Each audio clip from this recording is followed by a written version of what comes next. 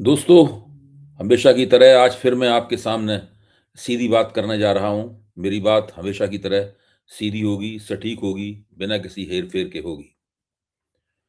दोस्तों, राहुल गांधी और उनकी कांग्रेस पार्टी ने नए साल में कदम रखते समय किसी खास जोश-ओ-खरोश और खास किस्म की प्रसन्नता का अनुभव नहीं किया, क्योंकि वो बिहार के चुनाव में बहुत ही ज़बरदस्त हार से निकलकर नए साल में आ रहे थे।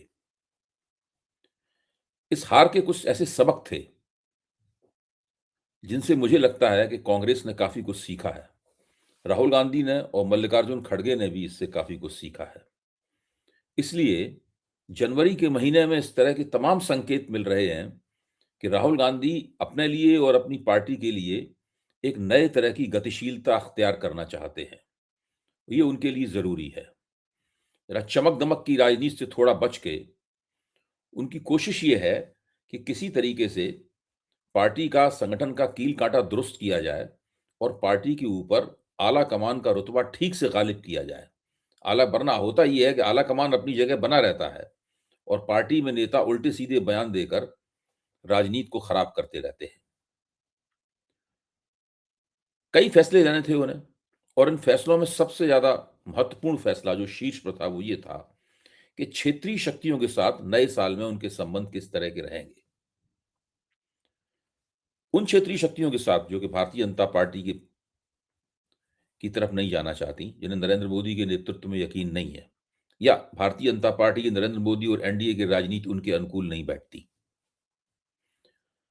उन पार्टियों के साथ जो कि संयुक्त प्रगतिशील गठबंधन के 10 साल के सत्तारूढ़ समय में मोटे तौर पर कांग्रेस के साथ रहीं।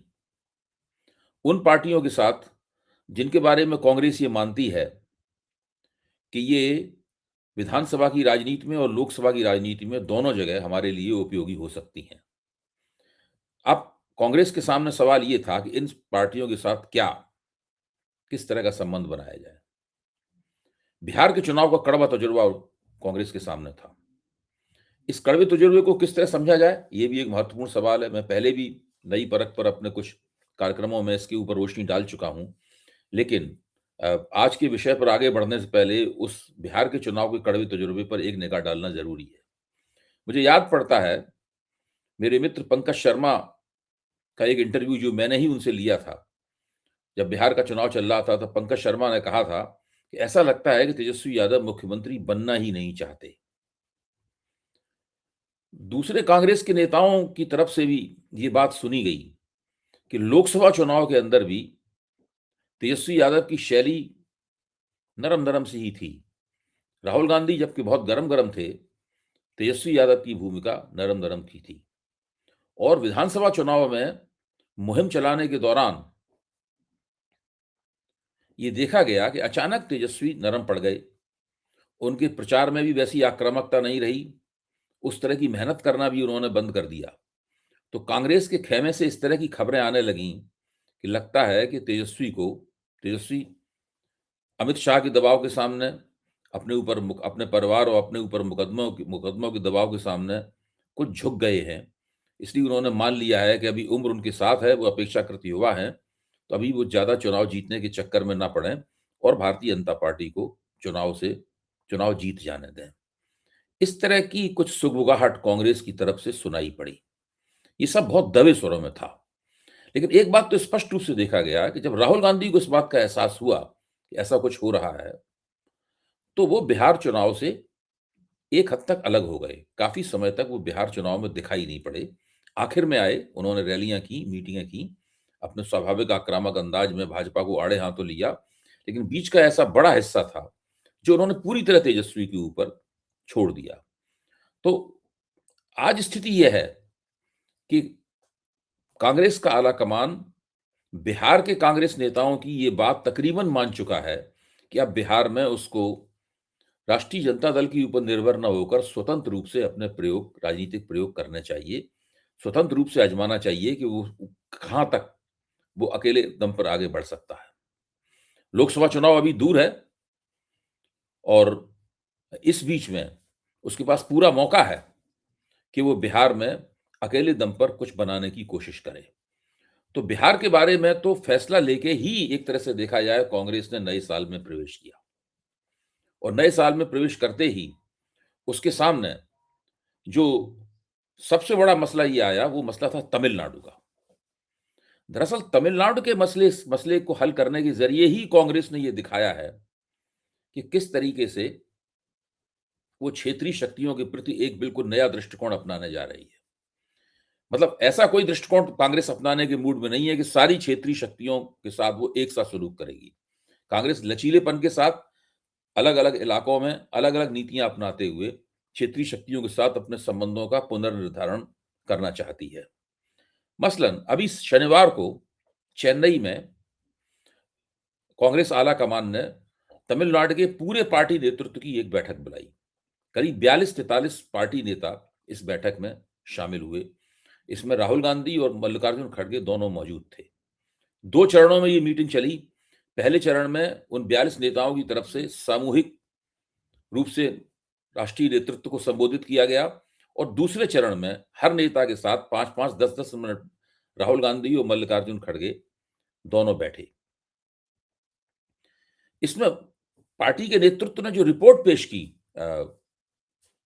केंद्रीय आला कमान के सामने, उस नेतृत्व से उस रिपोर्ट में बिल्कुल स्पष्ट था कि पार्टी के रिसर्च सेल के मुखिया प्रवीण चक्रवर्ती और पार्टी के एक और एमपी जो मणिक्कम टैगोर, ये दोनों लगातार इस बात की लॉबिंग कर रहे हैं, लगातार इसका प्रचार कर रहे हैं कि कांग्रेस को द्रविड़ मुनेत्र कझगम यानी एमके स्टालिन की पार्टी के साथ अपने अपने गठबंधन को तोड़ देना चाहिए और अपने गठबंधन के साथियों की दोबारा तलाश शुरू करनी चाहिए। पार्टी के स्थानीय नेतृत्व ने, उन 42 नेताओं ने जो जगह-जगह से आए थे, उन्होंने सामूहिक रूप से चक्रवर्ती और टैगोर, इन दोनों की दावेदारियों का खंडन किया और कहा कि ये दोनों दावेदारियां पार्टी के हित के खिलाफ जाएंगी। पार्टी का ज्यादातर नेतृत्व इस बात के पक्ष में है कि द्रविड़ मुनेत्र कझगम के साथ में गठजोड़ जारी रखना चाहिए। उसके उन्होंने कारण ही बताए। उन्होंने बताया कि डीएम की सरकार के खिलाफ कोई एंटी इनकम्बेंसी नहीं है जिससे चिंतित हुआ जाए, कोई कानून व्यवस्था की समस्या कोई नहीं है, राज्य में कोई बाढ़ भी नहीं आई हुई है, उसका भी कोई दुष्प्रभाव नहीं है, कुछ सूखे की खबरें भी नहीं है, ऐसा कुछ भी नहीं है जिससे ये माना जाए कि द्रविड़ मुनेत्र कड़गम की सत्ता में दोबारा वापसी इस बार मुश्किल है। और जहां तक टीवीके यानी सुपरस्टार विजय की पार्टी, नई पार्टी का सवाल है, उसके बारे में आमतौर पर नेताओं का ये मानना था कि इस पार्टी का भी शोरगुल ज्यादा है, भविष्य में कुछ संभावना बन सकती है, लेकिन फिलहाल अभी इस पार्टी ने बहुत गंभीरतापूर्वक काम शुरू नहीं किया है। विजय भी अपनी आखिरी फिल्म के रिलीज होने और जन नायकन के रिलीज होने और उसके सुपरहिट होने का इंतजार कर रहे हैं। उसके बाद ही फिर अपने फिल्मी कैरियर को विदा देकर वो राजनीति के मैदान में पूरी तरीके से कूदेंगे।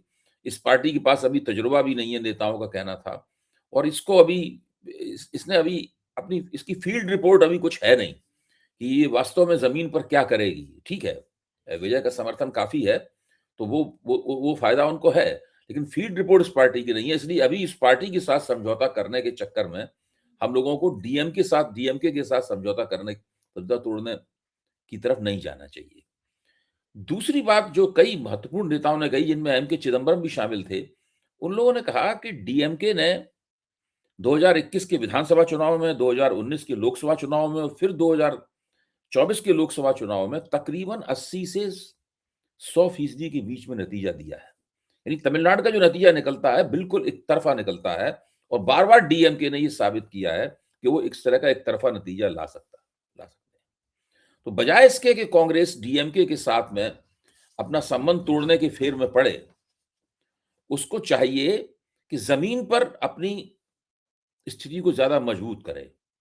कांग्रेस के अपने जो फुटप्रिंट्स हैं वो प्रदेश में कमजोर पड़ते जा रहे हैं। जैसे 2011 में कांग्रेस 63 सीटों पर चुनाव लड़ी थी, 2016 में घटकर 41 सीटें रह गई, और 2021 में घटकर वो सीटें 25 रह गई, जिनमें कांग्रेस ने 18 सीटें जीती। तो अगर कांग्रेस अपना स्थानीय स्तर पर प्रभाव बढ़ाएगी, तब वो डीएमके के साथ में इस तरह का सौदा कर सकती है कि भाई हमें इस बार कुछ ज्यादा सीटें चाहिए। तो ये जो पूरा माहौल बना, इसमें कांग्रेस ने रणनीतिक रूप से शनिवार को हुई मीटिंग के परिणाम स्वरूप अब ये लगभग तय कर दिया है कि वो तमिलनाडु में द्रविड़ मुनेत्र कड़गम के साथ में अपना समझौता नहीं तोड़ेगी। नेताओं को सख्त हिदायत दी गई है कि वे इस तरह का कोई बयान न दें जिससे ये लगे कि द्रविड़ मुनेत्र कड़गम से पार्टी के संबंध खराब होने जा रहे हैं, पार्टी समझौता उनसे तोड़ने जा रही है। और बिना आला कमान की मर्जी के अगर कोई नेता बयान देगा तो मल्लिकार्जुन खड़गे ने उन लोगों को साफ चेतावनी दी, तो फिर हम किस लिए बैठे? उन्होंने कहा कि जब आपको ही बयान देने हैं तो फिर आला कमान किस लिए है? बिहार और तमिलनाडु दोनों के प्रति कांग्रेस आला कमान के रवैये को आप देखें तो बिहार में जहां कांग्रेस आला कमान प्रमुख क्षेत्रीय शक्ति राष्ट्रीय जनता दल से दूर हटते हुए दिखता है। क्यों दूर हटते हुए दिखता है? क्योंकि अब जो विश्वास सोनिया और लालू के बीच में था, सोनिया मानती थी कि लालू बीजेपी के आगे कभी नहीं झुकेंगे, वो जेल जाना स्वीकार कर लेंगे लेकिन बीजेपी के आगे नहीं झुकेंगे। वैसा विश्वास तेजस्वी यादव और राहुल गांधी के बीच में नहीं रह गया। कांग्रेस का मानना है, वो ज्यादा कुछ कांग्रेस की तरफ से ये बात कही नहीं जाती है, लेकिन अंदर ही अंदर कांग्रेस का मानना है कि तेजस्वी ने काफी नरमी दिखाई और अगर वो ऐसा नहीं करते तो वो चुनाव में ज्यादा बेहतर टक्कर दे सकते थे। इसके बाद कांग्रेस ने असम के बारे में भी एक पक्की नीति तैयार की है। कांग्रेस का मानना है कि वो AIUDF यानी हकीम बदरुद्दीन अजमल की पार्टी, उसके साथ इस बार समझौता नहीं करेगी। कांग्रेस का मानना यह है कि बदरुद्दीन अजमल का जो आधार था मुस्लिम वोटों के बीच में, वो अब अपेक्षाकृत पहले के मुकाबले कमजोर पड़ गया है। हालांकि बदरुद्दीन अजमल कांग्रेस के साथ समझौता करने के लिए काफी इच्छुक हैं। अभी कुछ दिन पहले ही असम में कांग्रेस के नेता गौरव गोगोई ने यह घोषणा की कि कांग्रेस 7 विपक्षी दलों के साथ में एक गठजोड़ बनाएगी, जिनमें प्रमुख हैं रायजोर दल, एक दूसरा महत्वपूर्ण दल है असम जातीय परिषद और वामपंथी पार्टियां। कांग्रेस का मानना है कि 126 सीटों में से वो अपने उम्मीदवार 100 सीटों पर खड़े करेगी और बाकी 26 सीटें जो है वो अन्य विपक्षी दलों के बीच में बांटी जाएंगी। यानी असम में भी कांग्रेस ने अपनी जो रणनीति है वो तकरीबन उसको अंतिम अंतिम रूप दे दिया है। अब नंबर आता है एक और महत्वपूर्ण प्रदेश का, उत्तर प्रदेश, जहां पर 2026 में तो नहीं लेकिन 2027 में चुनाव है और 2027 का उत्तर प्रदेश का चुनाव दरअसल 2029 के लोकसभा चुनाव के लिए बहुत महत्वपूर्ण है। अब कांग्रेस के सामने सवाल यह है कि क्या कांग्रेस असम में बिहार जैसी नीति अपनाएगी या असम में तमिलनाडु जैसी नीति उत्तर प्रदेश में बिहार जैसी नीति अपनाएगी या तमिलनाडु जैसी नीति अपनाएगी? चूंकि उत्तर प्रदेश में अभी चुनाव दूर है, इसलिए इतनी जल्दी कांग्रेस अपने पत्ते खोलने के लिए तैयार नहीं है। लेकिन एक बात बिल्कुल तय है कि समाजवादी पार्टी के साथ में कांग्रेस का जो तजुर्बा है वो 2024 के लोकसभा चुनाव में बहुत अच्छा रहा। समाजवादी पार्टी के साथ जुड़ के कांग्रेस ने 6 लोकसभा सीटें भी जीती और कुछ अन्य सीटों पर भी कांग्रेस का प्रदर्शन बढ़िया था। तो कांग्रेस जिन जिन जिन क्षेत्रों में उसने चुनाव जीता है विधानसभा के लिहाज से, उन तमाम क्षेत्रों के आधार पर यह तय कर सकती है कि वो समाजवादी पार्टी के सामने कितनी सीटों का दावा पेश करेगी। जाहिर है कि कांग्रेस समाजवादी पार्टी के साथ में कड़ी सौदेबाजी की मूड में है, लेकिन इसी के साथ कांग्रेस भी ये जानती है और समाजवादी पार्टी के नेता अखिलेश भी ये जानते हैं कि ये गठजोड़, कांग्रेस और समाजवादी पार्टी का गठजोड़ विधानसभा चुनावों में भाजपा को कड़ी टक्कर देने के लिए बहुत जरूरी है। इसलिए दोनों में से कोई भी पार्टी गठजोड़ की संभावनाओं को कमजोर करने के लिए तैयार नहीं है। समाजवादी पार्टी ने तो ऐलान कर दिया है कि उसके कोई भी नेता इस गठजोड़ के बारे में कोई बयान देने से परहेज करें। ये कहना कि हम कांग्रेस को कितनी सीटें देंगे, कितनी सीटें नहीं देंगे, उन्होंने ये आपका काम नहीं है, नेताओं का इस बारे में बयान नहीं है। ये शीर्ष नेता यानी अखिलेश यादव और राहुल गांधी और मल्लिकार्जुन खड़गे ये मिलकर तय करेंगे। अब एक खबर ये आई है, जो खबर काफी पक्की मालूम पड़ती है कि प्रियंका गांधी को एक बार फिर से उत्तर प्रदेश में कांग्रेस अपनी बागडोर थमाने के लिए जा रही है। प्रियंका गांधी में एक रुझान है कि वो शायद कांग्रेस को गठजोड़ में ले जाने की बजाय अकेले चुनाव लड़ने को शायद ज़्यादा प्राथमिकता देती हैं। लेकिन इस वक़्त उत्तर प्रदेश की स्थिति भिन्न है।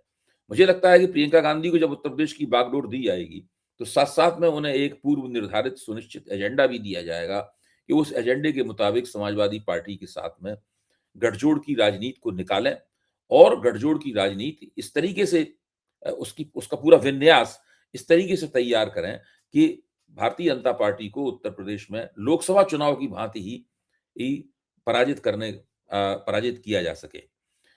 इसमें कांग्रेस के नेतृत्व को, प्रियंका गांधी को, राहुल गांधी को, मल्लिकार्जुन खड़गे को देखना ये होगा कि लोकसभा चुनाव में मतदाता बिल्कुल अलग तरीके से सोच रहा था। क्योंकि अखिलेश यादव वहां प्रधानमंत्री पद के उम्मीदवार नहीं थे। लेकिन विधानसभा चुनाव में 2027 के अखिलेश यादव मुख्यमंत्री पद के उम्मीदवार होंगे। इसलिए मतदाताओं के साथ में जो संवाद किया जाएगा, उस संवाद की प्रकृति भिन्न होगी। लोकसभा चुनाव में जो संवाद किया गया था, उस संवाद की प्रकृति अलग अलग तरह की थी। अखिलेश ने जो पीडीए बनाया है, यानी पिछड़ा दलित और अल्पसंख्यक का जो मोर्चा बनाया है, वो मोर्चा कांग्रेस का जो मौजूदा नीतिगत और विचारधारात्मक स्वभाव है, जो राहुल गांधी के नेतृत्व में परवान चढ़ा है, उसके अनुकूल है। और अभी तक अखिलेश ने अपनी राजनीति में तेजस्वी यादव की तरह से भाजपा के मुकाबले नरम रवैया नहीं दिखाया है। और योगी आदित्यनाथ की जो जो सरकार चलाने की शैली है और राजपूत समाज को प्राथमिकता देने का उनका जो जोर है, उससे भारतीय जनता पार्टी के भीतर जो बेचैनियां हैं, उन बेचैनियों का लाभ उठाने के लिए भी जरूरी है कि कांग्रेस और समाजवादी पार्टी अपने गठजोड़ को ठीक से कायम रखें। अपने बीच के जो एकता के बिंदु हैं, उन एकता के बिंदुओं को ज्यादा रेखांकित करें, उनको ज्यादा मंचस्थ करें और जो मतभेद हैं, उन मतभेदों को दबा के रखें, कमरे के भीतर बातचीत करें ताकि दोनों की गैर भाजपा विपक्षी एकता स्पष्ट रूप से निकल के आ सके। मुझे लगता है कि जनवरी के महीने में कांग्रेस ने क्षेत्रीय शक्तियों के संदर्भ में अपनी जो नीति बनाई है, अगर इस नीति को लेकर वो इस साल के अन्य महीनों में आगे चल सकती है और दूसरे राज्यों में भी कोशिश करके क्षेत्रीय शक्तियों के साथ में अपने सम्मान को कायम रखते हुए, अपनी दावेदारियों को बनाए रखते हुए संबंध बनाए रख सकती है, तो लोकसभा चुनाव तक की यात्रा कांग्रेस के लिए ज्यादा अनुकूल साबित होगी। आज बस इतना ही दोस्तों। अब अगली बार फिर मिलेंगे और इस पूरे घटनाक्रम पर हम लोगों की निगाह रहेगी कि कांग्रेस लोकसभा चुनाव के लिए अपनी गोटियां किस तरीके से बैठा रही है। राजनीति की बिसात पर जो कांग्रेस चालें चल रही है, उन चालों का फायदा तभी प्राप्त होगा जब कांग्रेस गैर भाजपा विपक्षी पार्टियों के साथ में कुछ ऐसे संबंध निकाल सके जो अंततः लोकसभा चुनाव के संदर्भ में उसके लिए लाभकारी साबित हो सके। धन्यवाद।